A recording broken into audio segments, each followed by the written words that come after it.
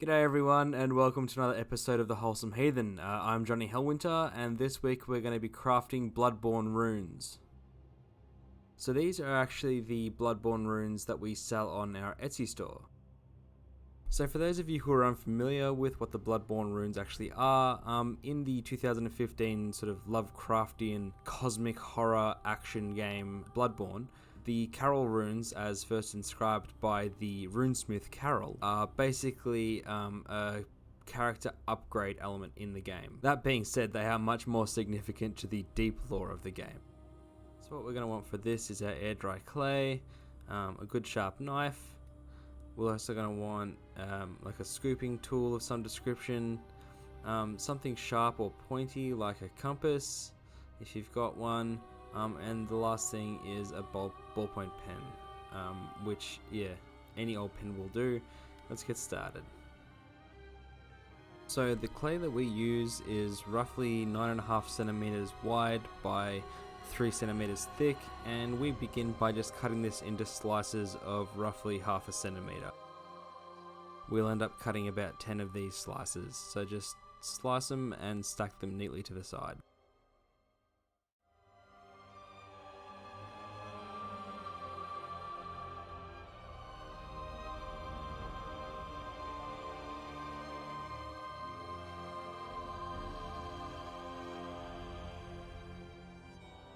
Given that we're going to need 20 runestones in total, we'll now cut each of the 10 slices in half.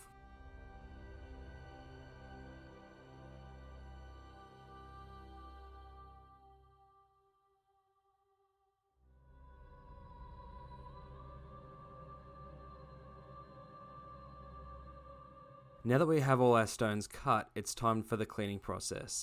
Just like the Diablo runes that we did earlier, this is basically just a case of using a bit of water and your fingers to manipulate the clay, smoothing out any rough edges, smoothing out any imperfections in the clay, and just ensuring that there are no cracks in it. If you're using maybe older clay that's seen a bit of exposure, then you might have to close up some cracks.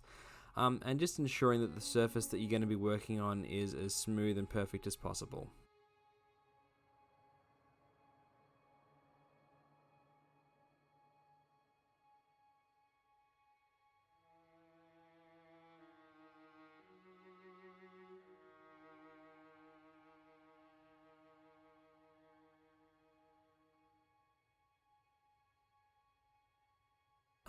Although this is quite embarrassing to admit, considering the game came out in 2015, I only just beat it for the first time very recently.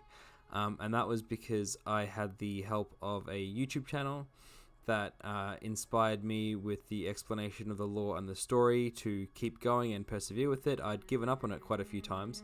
And kept trying to come back to it, but this YouTube channel that I'll shout out later in the video basically gave me the inspiration to keep going with it and see it through. And if you're in the same position where it's just really getting on top of you and you feel like you just don't want to keep going with it, I recommend checking out some guides, checking out some YouTube videos, and getting really invested in the lore, because it's an incredible story and an incredible setting.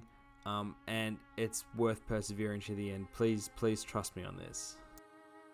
Alrighty, here comes the fun part, the carving of the actual runes. I used this handy little cheat sheet that I made. It's just an easy reference for me, and because we make so many of these, yeah, I sort of know most of them by heart, but it does help having this little guide here handy when I'm carving. So I use a mix of different tools when I'm carving these designs. Some of them require the ballpoint pen to sort of get the thick edges and the thick lines in. The scooping tool is particularly important for creating negative spaces. Obviously, you're going to need that compass with its very fine point on it to get a lot of these intricate details. The Bloodborne runes are very intricate.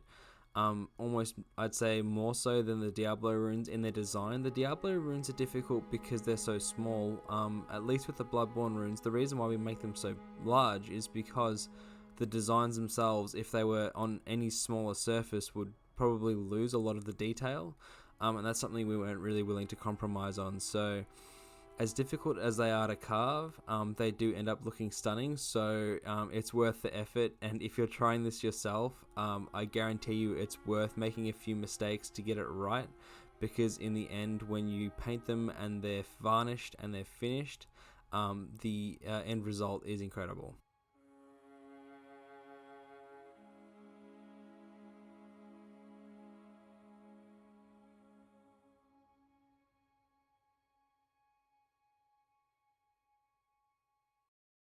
Alright, so we virtually use the exact same painting technique on the Bloodborne runes as we do on the Diablo runes, and that means starting with a spray of black on the front and back of the runestones and then allowing that to dry, and then we begin the paint job.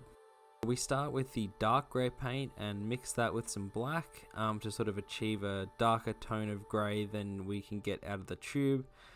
We've been doing this for quite a while now, so again we sort of know the mixture tolerances that we allow for, and basically we're just going to give all of these a good once over. Not a dry brush, but certainly by no means are we slathering it on. We just want to get like a good coverage front and back on these rune stones while trying to leave as much paint out of the actual carved details as we can. So once the initial coat of paint has dried, it's time for what we call the ink wash or the black wash, which basically involves just watering down a bunch of your black paint and then coating the entire surface of the runestone with this sort of watered down black application, ensuring that it gets into all of the carved details, just to really ensure that all of those designs really pop. So now that your black wash has finally dried, and yeah, I recognize it does take a while, it's time for the final coat of paint. So this final layer is another mix, and we want something that's relatively close to the initial color that we put on, but if anything a little bit lighter, and I'd suggest gradually introducing more of your gray into the tone so that it lightens it by grades, and you can sort of test it on one stone just to make sure that you're achieving a bit of a contrast without overdoing it and losing a lot of the details that we got from the black wash. And it is important to note that this layer will be more of a dry brush layer than the initial one. So we want to get a bunch of paint on our brush and then wipe off the majority of it either on our palette or onto a tissue, and then just drag the bristles of the brush across the surface of the stone, and really just catching a lot of the raised edges, particularly around the designs themselves, ensuring that we deposit a layer of this slightly lighter color on the raised surfaces while still leaving room for the darker tones to inhabit the valleys and dips in the surface of the stone.